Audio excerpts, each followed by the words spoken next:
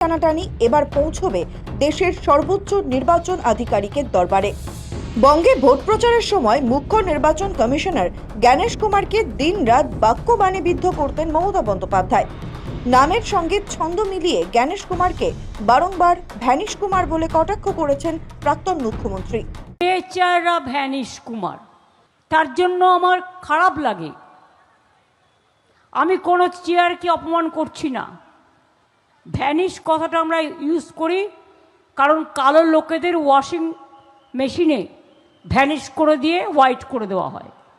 আমি সেই জন্য ইউজ করছি স্ট্রং ভ্যানিশিং পাউডার। এমনকি মুখ্য নির্বাচন কমিশনারের বিরুদ্ধে অনাস্থা আনার ক্ষেত্রেও সামনের সারিতে ছিল তৃণমূল। কালের চক্রে এবার সেই জ্ঞানেশ কুমারের হাতেই নির্ধারিত হতে চলেছে মমতা তৃণমূলের ভাগ্য। জানা গিয়েছে বৃহস্পতিবার নয়াদিল্লিতে মুখ্য নির্বাচন কমিশনার জ্ঞানেশ কুমার সহ কমিশনের ফুল বেঞ্চের সঙ্গে হাই প্রোফাইল বৈঠকে বসতে চলেছে তৃণমূল কংগ্রেসের ঋতব্রতপন্থী বিদ্রোহী গোষ্ঠী। নির্বাচন কমিশনের ফুল বেঞ্চের সঙ্গে আমাদের একটা অ্যাপয়েন্টমেন্ট রয়েছে, সেই জন্য ওরা 10 জন একটা ডেলিগেশন অ্যালাউ করেছেন। 10 জন সেই কারণে দিল্লি যাচ্ছি। নির্বাচন কমিশনের ফুল বেঞ্চের সঙ্গে আমাদের অল ইন্ডিয়া তৃণমূল কংগ্রেসের একটা মিটিং রয়েছে।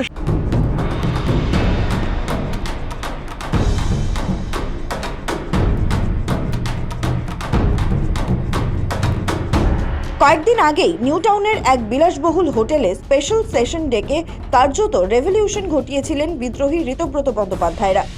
দল প্রতিষ্ঠার পর এই প্রথমবার স্বয়ং মমতা বন্দ্যোপাধ্যায়কেই দলের সর্বোচ্চ পদ থেকে সরিয়ে দেওয়ার মতো চরম পদক্ষেপ করে এই শিবির। শুধু তাই নয়, পাল্টা ন্যাশনাল ওয়ার্কিং কমিটিও গঠন করে ফেললেন তারা।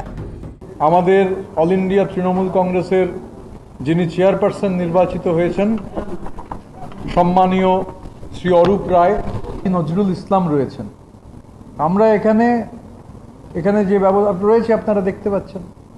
আমরা এখানে যারা আছেন, অরূপ দ্বারা হচ্ছে প্রথম দিনের সৈনিক, জাভেদ দ্বারা প্রথম দিনের সৈনিক, বিপ্লব দ্বারা প্রথম দিনের সৈনিক। পার্লামেন্টারি ডেমোক্রেসিতে যেখানে নির্বাচন কমিশন একটা গুরুত্বপূর্ণ বিষয়, তো নির্বাচন কমিশনের নিয়ম মেনে যে কোনো পলিটিক্যাল পার্টিকে তো নির্বাচন কমিশনের নিয়ম মেনে ফাংশন করতে হবে।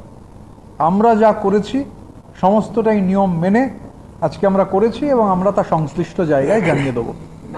এর ঠিক পরেই কলকাতার রাজ্য নির্বাচন কমিশনের দফতরে পৌঁছে গিয়েছিলেন ঋতব্রত বন্দ্যোপাধ্যায়, জাভেদ খান, আখরুজ্জামান, সন্দীপন সাহা এবং অরূপ রায়ের 5 জনের এক প্রতিনিধি দল। সেই সময় কি কারণে কমিশনের দ্বারস্থ হওয়া তা নিয়ে এক প্রকার ধোঁয়াশা বজায় রেখেছিলেন ঋতব্রতরা।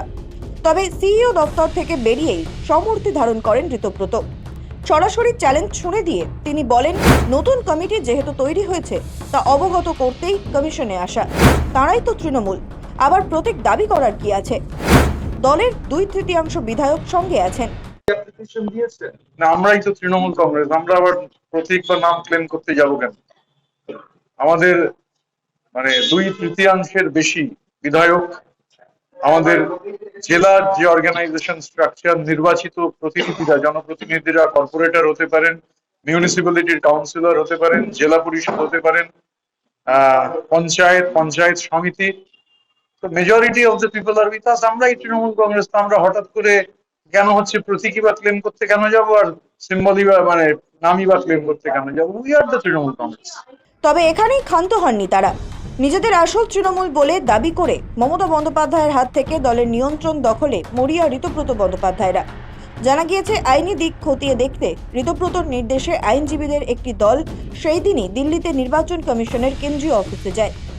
দলের এই রদবদলের রেজলিউশনের কপি সশরীরে জমা দিতে হবে কিনা তা নিয়ে সেখানে কোনো সদুত্তর না মেলাতেই রাজ্য দফতরে যায় বিদ্রোহী শিবির। সেদিনই দিল্লিতে মুখ্য নির্বাচনী আধিকারিকের সঙ্গে সাক্ষাৎ করার সময়ও চেয়েছিলেন তারা। জানা গিয়েছে বৃহস্পতিবার জাতীয় নির্বাচন কমিশন সেই সময় দিয়েছে। বৃহস্পতিবার বেলা 12টার সময় ঋতব্রতপন্থীদের 10 সদস্যের এক প্রতিনিধি দল দিল্লিতে মুখ্য নির্বাচন কমিশনের দফতরে গিয়ে দেখা করবেন। ফলে ঋতব্রতরা যে নিজেদের আসল তৃণমূল বলে দাবি করে জ্ঞানেশ কুমারের কাছে দলের প্রতীক ও তহবিলের অধিকার দাবি করতে চলেছেন সেটা বলার অপেক্ষা রাখে না। সূত্রের দাবি, জ্ঞানেশ কুমারের কাছে ঋতব্রত শিবির দাবি করবে শুধু যে পরিষদীয় দল নয়, দলের সংগঠনও তাদেরই সঙ্গে।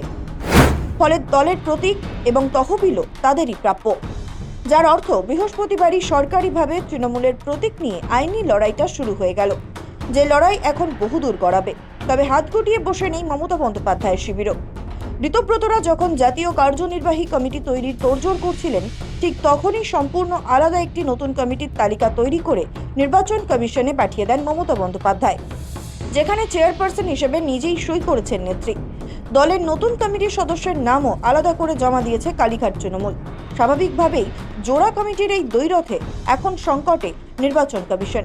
আমরা অল ইন্ডিয়া তৃণমূল কংগ্রেস আমাদের 22 তারিখ স্পেশাল সেশনের পর আমরা নির্বাচন কমিশনকে লিখিত আকারে সবটা জানিয়েছিলাম, অল কমিউনিকেশন হয়েছিল এবং আমরা একটা অ্যাপয়েন্টমেন্ট সিক করেছিলাম। তো সেই অ্যাপয়েন্টমেন্টটা কালকে গ্রান্টেড হয়েছে, সেজন্য আমরা নির্বাচন কমিশনকে ধন্যবাদ জানাই। এবার আমাদের যে 10 সদস্যের ডেলিগেশনকে ওরা অ্যালাউ করেছেন, কাল যখন আমরা ফুল বেঞ্চের সঙ্গে বসবো তখন আমাদের যে বক্তব্য আছে সেটা মিডিয়াকে স্বাভাবিকভাবে বলার কথা নয়, সেটা নির্বাচন কমিশনের ফুল বেঞ্চকেই হচ্ছে আমরা সেটা জানাবো। থেকে আসার লোকেরা বসে থাকছে, তো ফলে এটা যাই হচ্ছে সেটা একটা নির্দিষ্ট পরিকল্পনা এবং তৃণমূলকে ড্যামেজ করার চক্রান্ত এবং পৃষ্ঠপোষকতা নিয়ে হচ্ছে। যারা যারা গেছেন আমি সকলকে বলবো না, তাদের কারুর নামে কি মামলা আছে খেয়াল করেছেন? কার নামে খুনের মামলা আছে? কেউ খুনের মামলায় ভালো তৃণমূল সাজছেন, আর যিনি খুন হয়েছেন তার স্ত্রী মুখ্যমন্ত্রীর কাছে বিচার চাইতে যাচ্ছেন। তারা বাঁচতে যাচ্ছেন, বাঁচতে চাই বিজেপি তাই। খুনের মামলা আছে, বাঁচতে চাই বিজেপি তাই। অবৈধ সম্পত্তির মামলা আছে, বাঁচতে চাই বিজেপি তাই। মামলা নেই, কিন্তু যদি ভিত্তিহীন মামলা দিয়ে দেয় চাপ আছে, বাঁচতে চাই বিজেপি তাই। আমার বিরুদ্ধে মামলা নেই, কিন্তু আমার চারপাশের লোকদের মামলার থ্রেট দেওয়া হয়েছে, বাঁচতে চাই বিজেপি তাই। এটা কোনো বিরোধী দল না, এটা একটা বকলস পরা বিরোধী। সরকার যারা চালাচ্ছে তারাই একটা বকলস পরা বিরোধী রাখতে চাইছে, যাতে তাদের সরকার চালাতে সুবিধা হয়। এরা তৃণমূলের টিকিটে জিতে মমতা বন্দ্যোপাধ্যায়ের পিঠে ছুরি মারছেন, নিজেদের এলাকায় যেতে পারছেন না, আত্মীয়দের কাছে অধিকাংশই মুখ দেখাতে পারছেন না।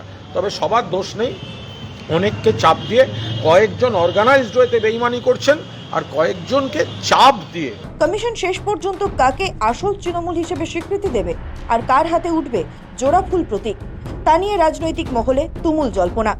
সব মিলিয়ে যা পরিস্থিতি, তাতে এই জল বহুদূর গড়াবে। লড়াই আগামী দিনে নির্বাচন কমিশনের গণ্ডি ছাড়িয়ে দেশের সর্বোচ্চ আদালত পর্যন্ত গড়াতে পারে। তবে তার আগে বৃহস্পতিবারের দিল্লির এই মেগা বৈঠকের দিনেই নজর গোটা দেশের রাজনীতির। সৌভিক সান্যালের রিপোর্ট, সময়, কলকাতা।